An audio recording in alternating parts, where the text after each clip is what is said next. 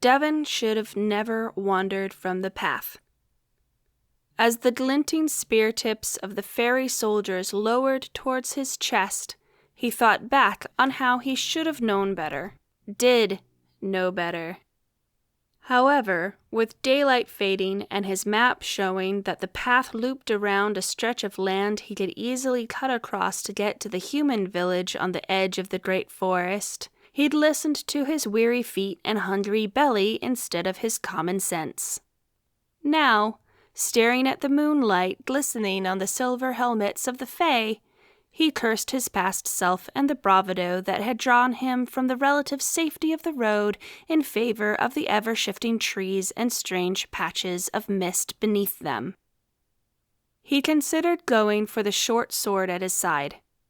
However, considering how swiftly the fairy folk had appeared around him, materializing from the mist itself, he wasn't foolhardy enough to believe that he could take even one of them down before they skewered him, let alone all 12. No, his only hope was that they were feeling merciful. Not likely, considering the stories of disappearing men and transformed maidens commonly told about the fairy wood.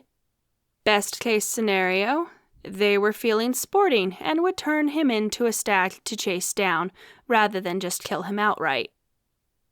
The fairy directly in front of him, the one with the long purple plume on his helmet, lowered his spear.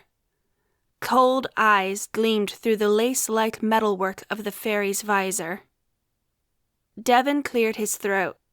Look, there's been a mistake, and it's my fault. I admit it. I got lost. I wandered into your territory, and I know that's bad, but trust me, I'm just as eager to get out of here as you are to see me out.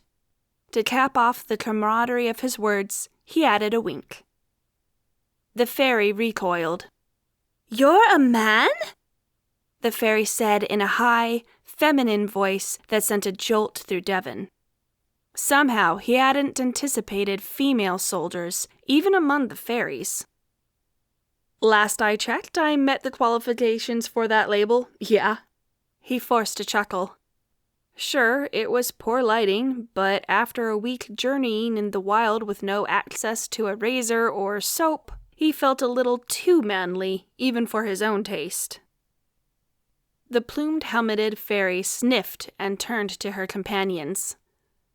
We can head back to the palace now. We've got one. Oh, Lissa, do you think that's wise?